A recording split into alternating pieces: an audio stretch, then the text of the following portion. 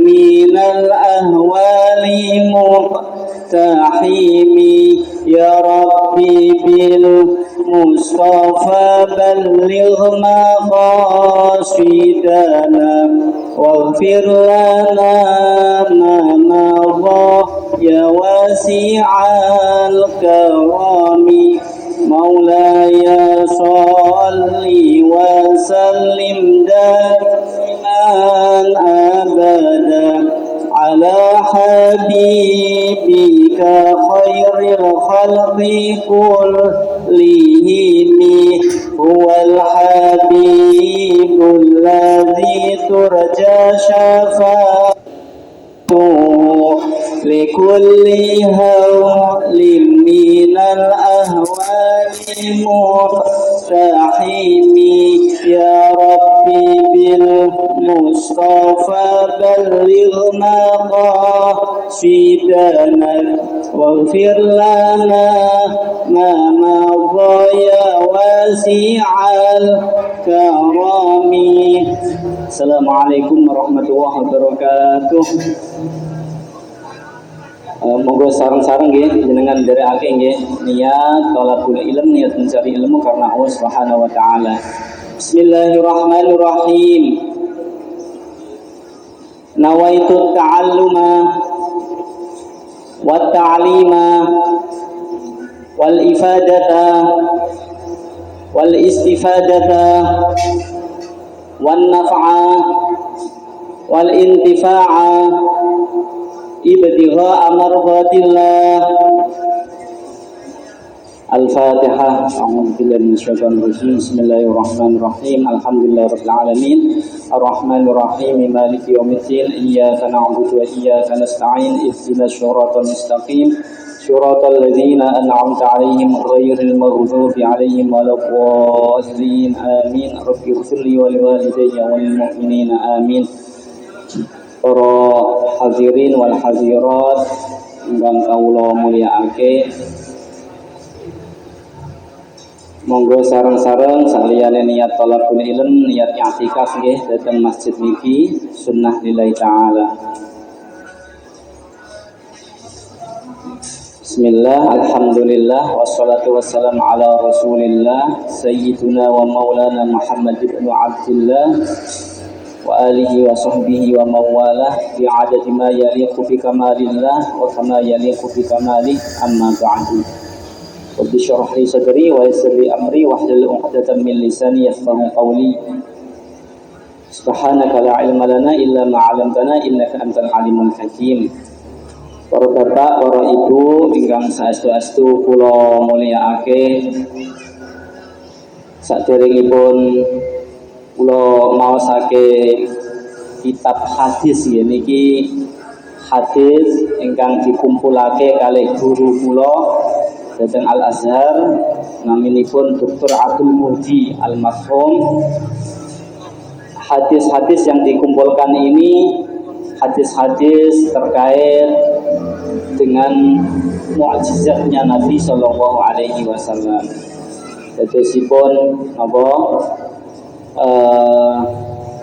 Terkait hadis-hadis yang isinya mengkhabarkan hal-hal yang belum terjadi sewaktu Rasulullah Shallallahu Alaihi Wasallam dawuh niki niku kejadiannya belum ada dan akan terjadi. Nah, berarti itu mukjizat atau enggak? Mukjizat. Jenengan ngertos napa mboten? Nek benjang bakal pripun? Ngertos? Nah, Kanjeng Rasul niku banyak dari dawuh-dawuh beliau yang menghabarkan hal-hal yang belum terjadi dan bakal terjadi. Nah, saderengipun kula waosake hadisipun, kula badhe ngingetake kagem kula piyambak lan kagem panjenengan sedaya nggih iling-ilingan bilih bulan puasa niki hadiah saking Allah Subhanahu wa taala. Umat-umat terdahulu niku pengen bulan puasa, pengen diparingi Ramadan. Berarti Ramadan ini kekhususan bulan kekhususan umat Rasulullah Shallallahu Alaihi wasallam. Lailatul Qadar kekhususan umat Rasulullah Shallallahu Alaihi Wasallam. Oleh karena itu, kalau jenengan membaca di bukunya Buya Hamka, Buya Hamka itu ulama Indonesia.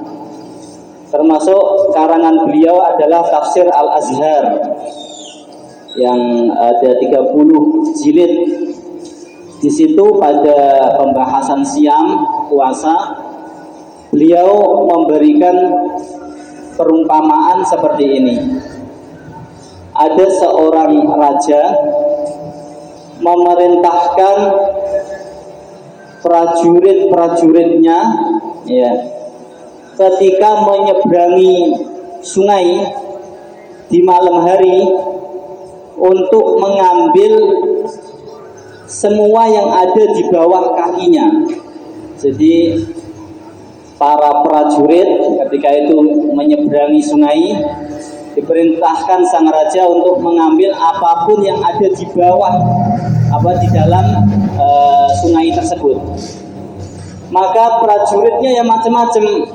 Ada sekelompok dari prajurit yang dalam hatinya berkata demikian, lah ngapain saya ambil, nanti malah ngambil ditaruh di tas, malah bikin berat tasnya, ya bikin capek. Ngangkat barang-barang sudah berat ditambahi dengan barang-barang tersebut, wah malah memberatkan. Maka dia tidak ngambil apa-apa. Ada sekelompok dari prajuritnya yang mengambil tapi ala kadarnya, nggih mundut tapi nggih sakadare. Jadi pendet tapi boten bersungguh-sungguh di dalam mengambilnya.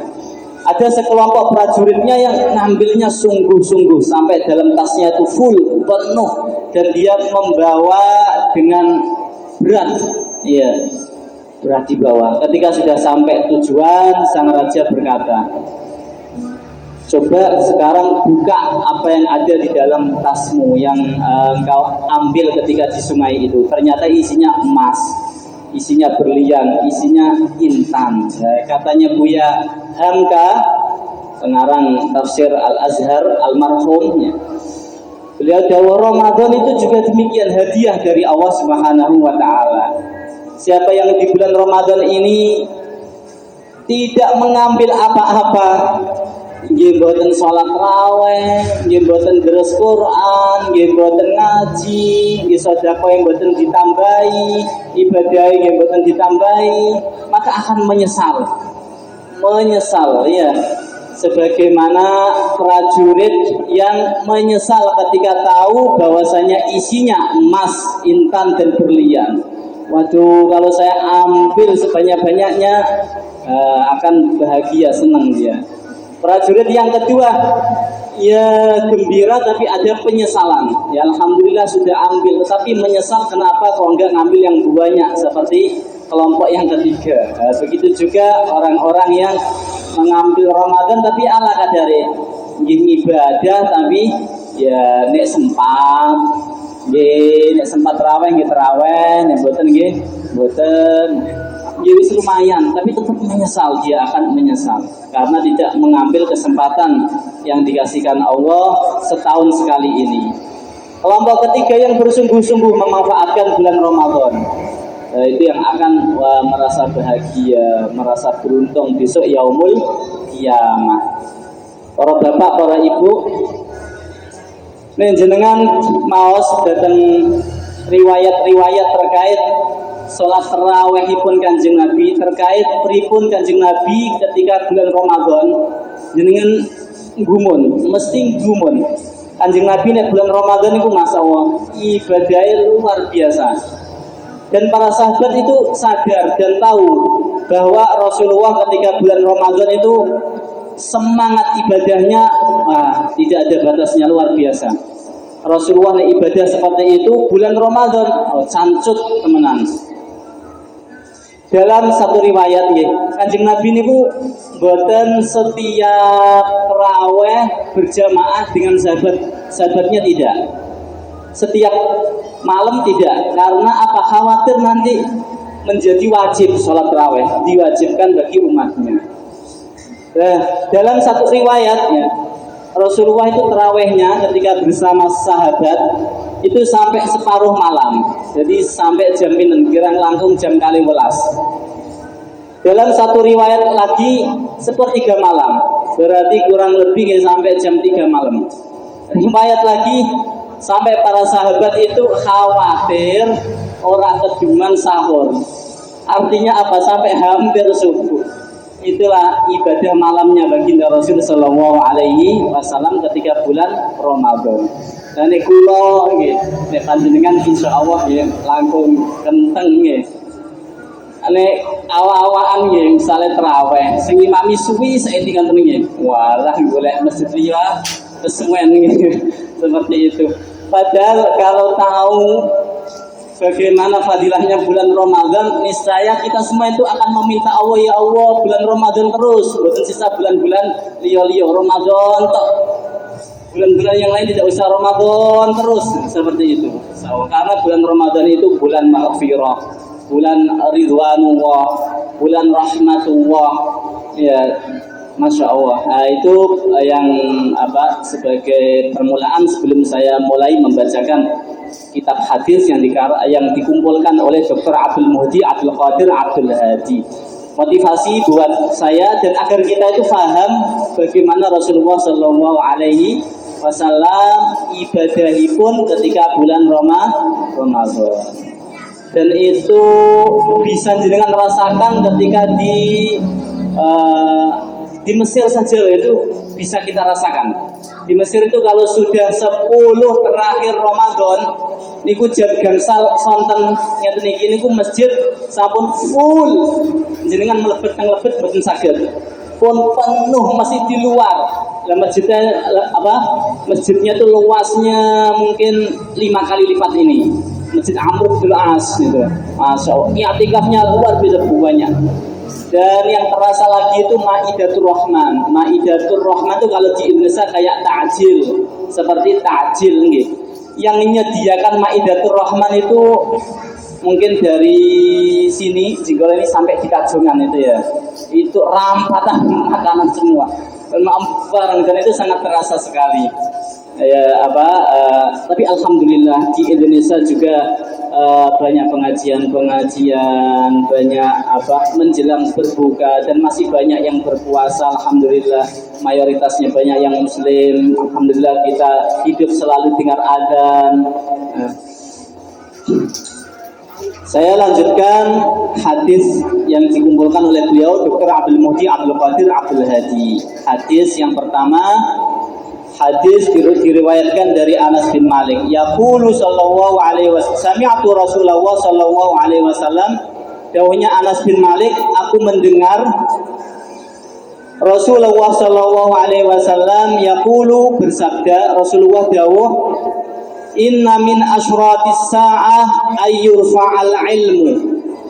Bahwasanya sesungguhnya di antara tanda-tanda hari kiamat ayyurfa'al ilmu, diangkatnya ilmu. Wa yaksura al jahlu, dan merebaknya kebodohan. Wa yaksura az zina, dan merebaknya zina. Wa yaksura syurbul khamri, dan merebaknya minuman-minuman khamr. Wa yakhilla ar-rijal, dan sedikit jumlah laki-laki. Wa yaksura an-nisa, dan banyak jumlah wanita. Hatta yakuna li khamsina imra'atan, sehingga bandingannya 50 wanita banding al-qayyimul wahid, satu laki-laki.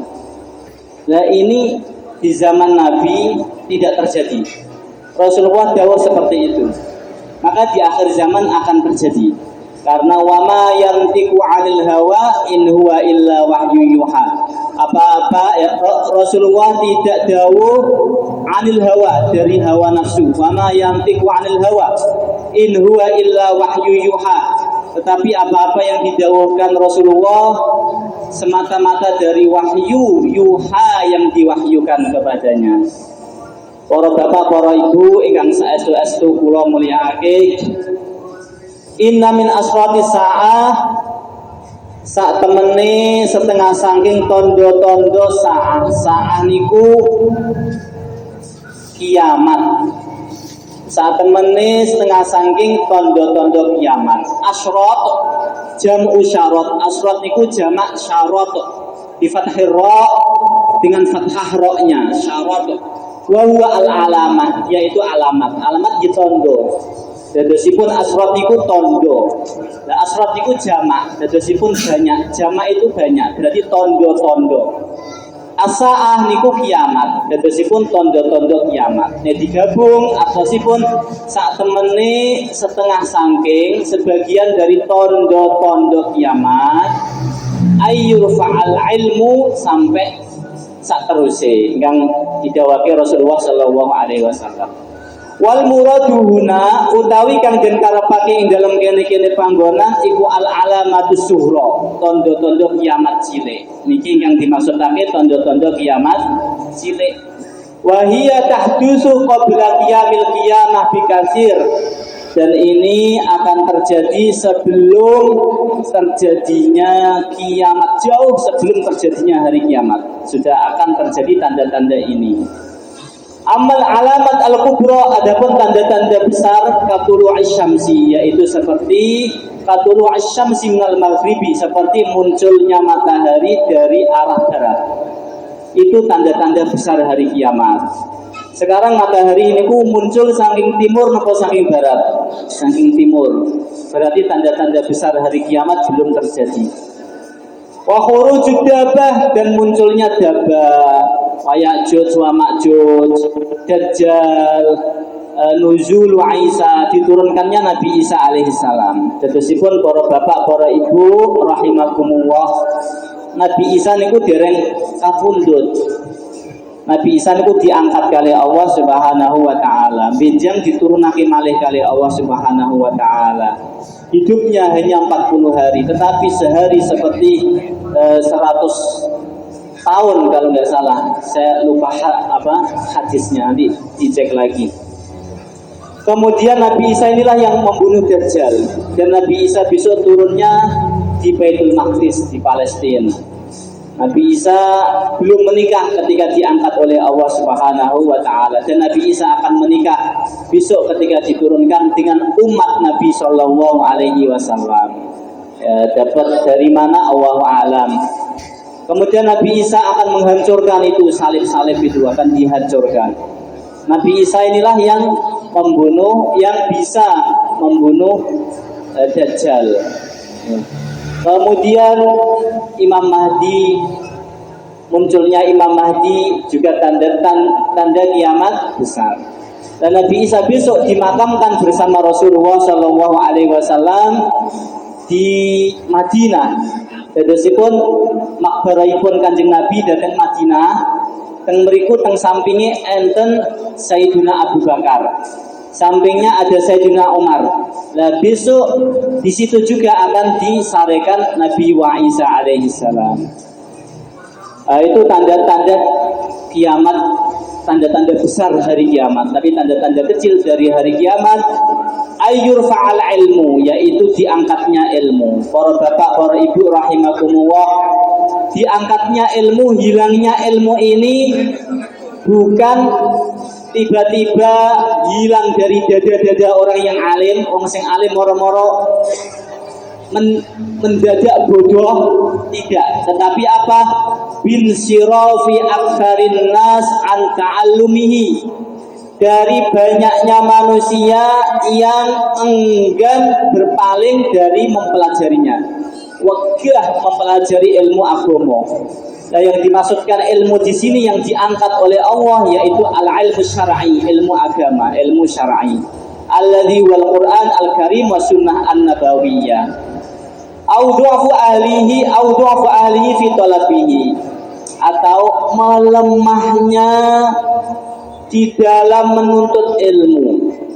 Nah, disebabkan itu waraful ilmi, maka hilangnya ilmu minal ummah, dari umat ini, la yakuna bil mahwi minas sudur, tidak karena dihapus dari dada-dada orang yang alim, wa innama bimautil ulama, tetapi disebabkan wafatnya orang-orang yang alim, au adamil amal bihi, atau tidak mengamalkan ilmunya. Jadi raf'ul ilmi, dawuhnya beliau, hilangnya ilmu iku min alamati qiyamis sa'ah, setengah saking tondo-tondo hari kiamat, tondo-tondo kecil hari kiamat. Wa annahu yu'dhinu bizawalid dunya wa khurabil hayah, dan ketika ilmu itu hilang maka menyebabkan rusaknya dunia. Leres napa mboten leres? Ilmu ya, orang-orang yang tidak ada yang ya tidak stabil, dunia tidak stabil, nggak tahu mana yang benar mana yang batil, maka dunia tidak stabil. Diangkatnya ilmu ini, dawuhnya Rasulullah Shallallahu Alaihi Wasallam, Inna wa satamani Allah iku la yaqbidu, ora ngangkat sapa Allah al ilma ing ilmu intiza'an yantazi'u minal ibad, secara tiba-tiba diangkat dari dada para hamba, para orang-orang yang alim, tidak.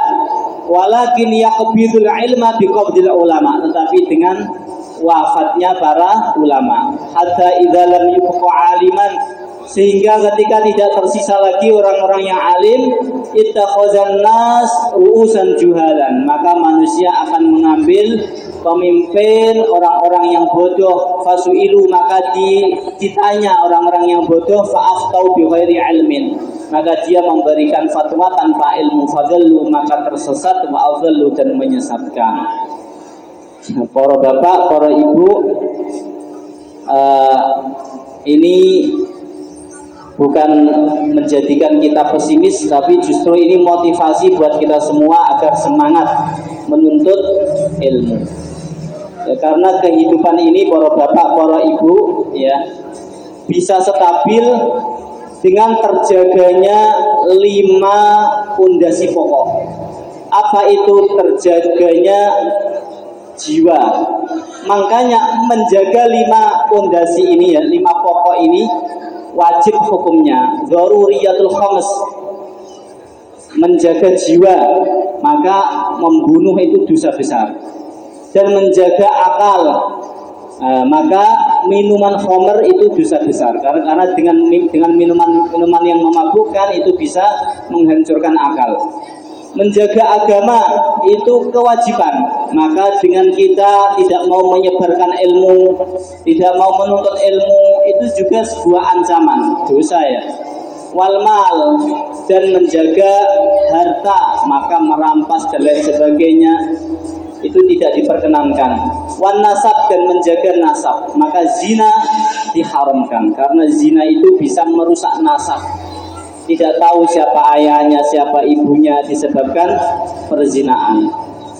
Para bapak, para ibu, lanjutipun dawuhipun Kanjeng Nabi, di antara tanda-tanda kecil hari kiamat besok yang akan terjadi, ya, yaitu diangkatnya ilmu agama dan merebaknya kebodohan, wa yaksura az-zina, dan merebaknya zina. Rasulullah Shallallahu Alaihi Wasallam dawuh dalam hadis lain, wallazi nafsi biyadihi, demi zat yang jiwaku ada dalam genggamannya, demi Allah, maksudnya seperti itu. La tafni hadhil ummah, tidak rusak umat ini, hatta yaqumar rajulu ilal mar'ati fayaftarisuha fit thariq, sampai wong lanang ku jima wong wedok nang gone dalan, yaftarisuha fit thariq. Fayaqulu khiyaruhum, maka orang-orang yang baik, ya, man yaqulu, ya, ada yang berkata, law waraitaha wara'ahadul haid, mbok yo nek nglakoni ngono ku yo nok ngurine pager lho, maksudnya ya ditutupin lho, aja nang gone dalan. Ini akan terjadi bisa di akhir zaman, karena wama yantiqu 'anil hawa in huwa illa wahyu yuha. Ini merupakan dosa yang sangat besar. Famin alamatil qiyamah kasratul zina, maka termasuk tanda, sebagian dari tanda kecil hari kiamat yaitu banyaknya zina. Hadil ma'siyah al-kabirah al-qabihah, maksiat yang sangat besar ini, yang sangat tercela ini, allati tudammirul usar, yang merusak keluarga. Zina itu merusak keluarga. Wa tuhdimal buyut, dan merusak rumah tangga. Akhirnya tidak tahu mana ayahnya, mana ibunya, nasabnya. Wabiha takhtalikul ansab, dan dengan perzinaan akan campur aduk nasab. Wa tudhayyul karamat, dan kemuliaan akan tersia-sia. Maka akan rusak kehidupan dunia, wa ma huwa fil akhirah, dan kehidupan akhirat kelak. Qala Allah Ta'ala, Allah Subhanahu wa Ta'ala dawuh, wala taqrabuz zina, dan jangan engkau mendekati zina. Mendekati saja tidak diperbolehkan, apalagi melakukannya maka dosa besar. Innahu kana fahisyah, sesungguhnya zina itu fahisyah, perkara yang sangat tercela syar'an, secara syariat, wa aqlan, dan secara akal. Secara akal tercela, secara syariat juga tercela. Yastaqbihul aqlus salim wa tabu'ul mustaqim, yang sangat tercela secara akal yang normal tidak bisa menerimanya. Ini maghrib ngantos jam pinten? Maghrib jam pinten nggih? 38 nggih, tasih lumayan. Kita lanjutkan nggih. Dalam berapa? Oh niku kecepatan pinten? Gangsal 11, kecepatan gangsal 11 menit. Oh nggih, jadosipun mangke jam 6 kirang 15 menit nggih. Kirang langkungi sak monten nggih. Nggih. Lah itu termasuk salah satu daripada tanda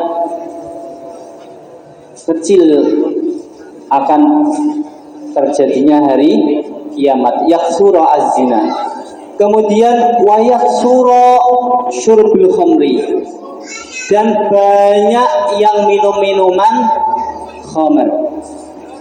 Lah minuman khamr ini tidak harus arak, apa-apa yang memabukkan itu yang namanya khamr, entah itu narkotika apa.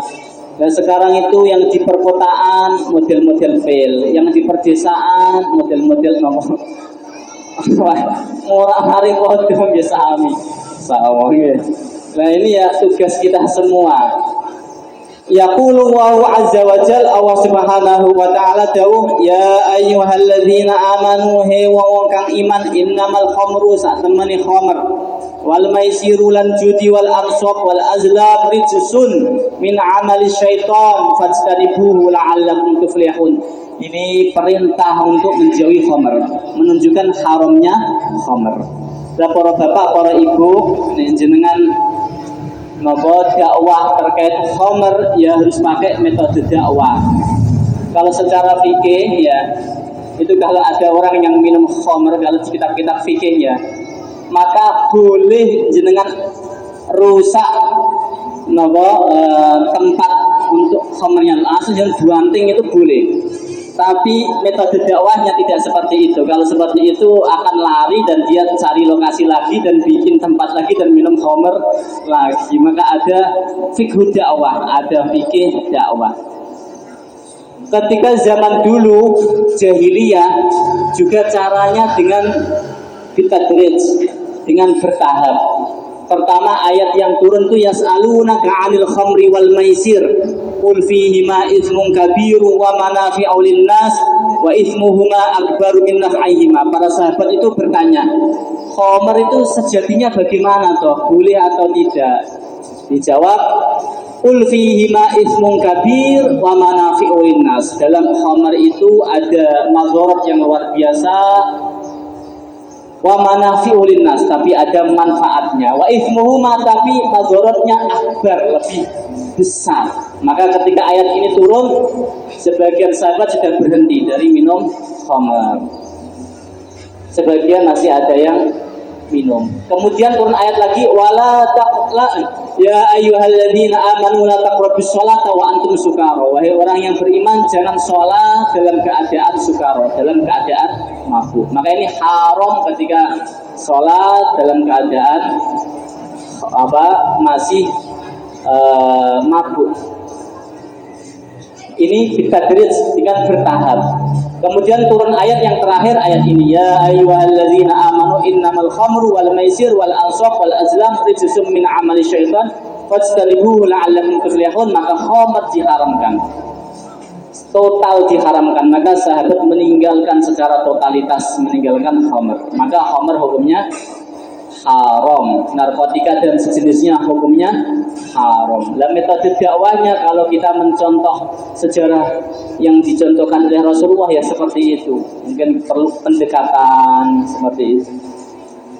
Atau kalau jenengan punya kebijakan, ya bisa langsung diterapkan. Baik. Kemudian Rasulullah SAW dawuh, man utawi sapane wong iku lakiya sowan mati, maksudipun laki Allah sowan tenggane Allah mudmina khamrin hale tasih napa kecanduan khamr, gak iso ninggalno khamr, matine dalam keadaan masih kecanduan khamr. Lakiyahu ka'abidi wasanin, maka dia sowan kepada Allah koyok wong-wong sing nyembah berhala. Nauzubillah min dzalik.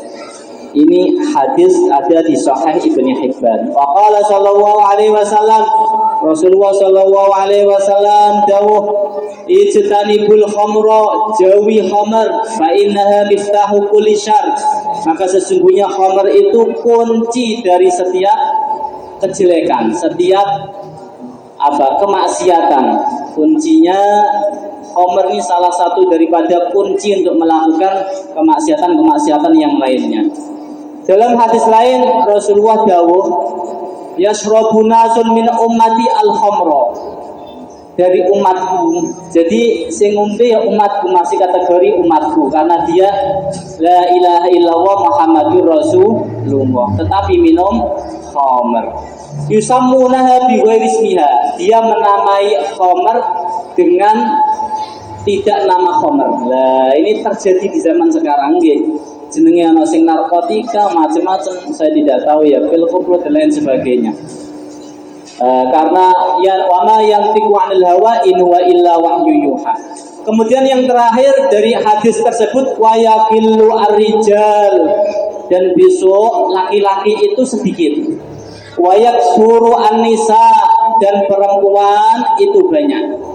Yubayyinu Rasulullah sallallahu alaihi wasallam, Rasulullah sallallahu alaihi wasallam menjelaskan annahu sayati, bahwasanya akan datang zamanun, masa yakillu yang sedikit fihi, di dalam masa tersebut ar-rijalu, tiang-tiang jaler, wa yaksurulan uwakeh sapa an-nisa'u, tiang-tiang wedok.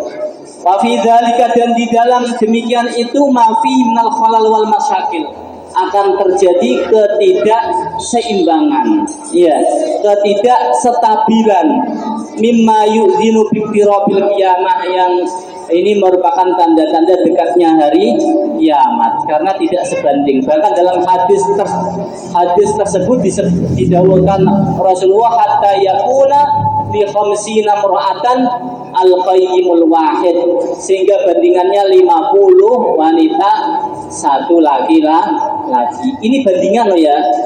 Saya pernah mendengarkan dai yang sangat terkenal sekali, tidak saya sebutkan karena tidak baik kalau disebutkan namanya.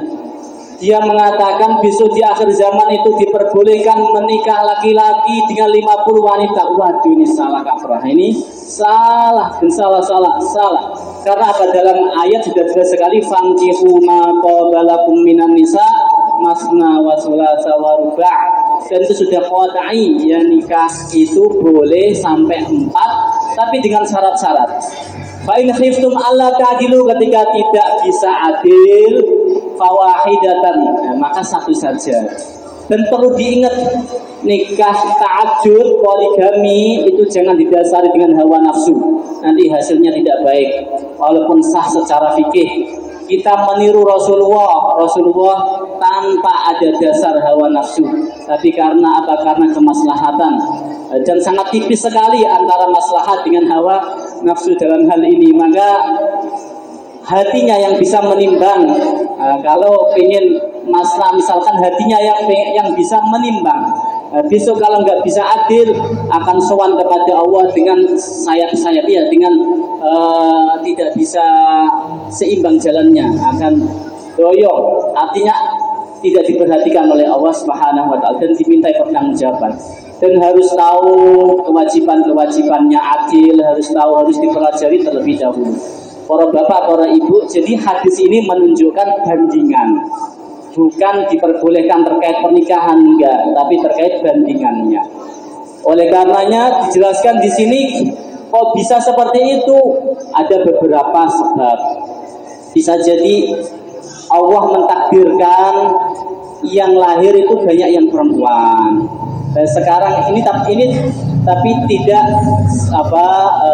sebatas sedesa ini, ya, tidak harus sedunia jumlahnya seperti itu, bandingannya seperti itu. Saya kalau ngajar itu rata-rata banyak yang perempuan daripada laki-laki, ya, tapi itu tidak bisa dipakai patokan. Karena apa? Karena maksudnya ini adalah sedunia, nanti terjadi seperti itu. Ya, maksudnya al-qayyimul wahid, yang menanggung ar-rijal qawwamun, ini maksudnya adalah laki-laki itu menanggung adik-adik perempuannya, menanggung bulenya, budinya, menanggung istrinya, menanggung ibunya dan lain neneknya. 1:50. Nah, banding 50 ini jauhnya beliau bisa jadi seperti itu, bisa jadi al-adad la yufidul hasr, bilangan itu tidak berfaedah membatasi. Jadi ya, maksudnya bandingannya pokoknya lebih banyak, jauh lebih banyak wanita daripada laki-laki besok di akhir zaman. Dan juga penyebabnya dawuh beliau kasratul qatl wal huruf, besok di akhir zaman akan terjadi peperangan lagi yang menyebabkan laki-laki banyak yang terbunuh dan tidak sebanding antara laki-laki dan perempuan. Ini salah satu dari contoh mukjizat Rasulullah Shallallahu Alaihi Wasallam, ya, hadis yang mana dulu belum terjadi dan akan terjadi besok di akhir zaman. Apalagi terkait dengan tanda-tanda hari kiamat yang besar, bisa dipelajari dalam kitab Alamatus Sa'ah Al-Kubra, ya, Dajjal dan lain sebagainya. Itu belum terjadi tapi sudah diberitahukan oleh Rasulullah Shallallahu Alaihi Wasallam, menunjukkan kemukjizatan Rasulullah Shallallahu Alaihi Wasallam. Dan semoga kita semua bisa kumpul kembali besok di surga Allah Subhanahu wa taala. Semoga dosa-dosa kita diampuni oleh Allah Subhanahu wa taala, diangkat derajat kita, diterima amal ibadah kita, diterima puasa kita. Allahumma inna nas'aluka ridhaka wal jannah wa na'udzu bika min sakhatika wan nar. Allahumma inna nas'aluka ridhaka wal jannah wa na'udzu bika min sakhatika wan nar. Allahumma inna nas'aluka ridhaka wal jannah wa na'udzu bika min sakhatika wan nar. Allahumma innaka 'afuwun karim tuhibbul 'afwa fa'fu 'anna ya karim. Allahumma innaka 'afuwun karim tuhibbul 'afwa fa'fu 'anna ya karim. Allahumma innaka 'afuwun karim tuhibbul 'afwa fa'fu 'anna ya karim. Allahumma sallimna li Ramadan wa sallim Ramadan lana wa tasallam منا متقبلا. ربنا آتنا في الدنيا حسنة وفي الآخرة حسنة وقنا عذاب النار. صلى الله على سيدنا محمد وآله وصحبه وبارك وسلم. سبحان ربك رب العزة عما يصفون وسلام على المرسلين والحمد لله رب العالمين. الفاتحة. أعوذ بالله من الشيطان الرجيم. بسم الله الرحمن الرحيم. الحمد لله رب العالمين الرحمن الرحيم مالك يوم الدين. إياك نعبد وإياك نستعين. اهدنا الصراط المستقيم صراط الذين أنعمت عليهم غير المغضوب عليهم ولا الضالين.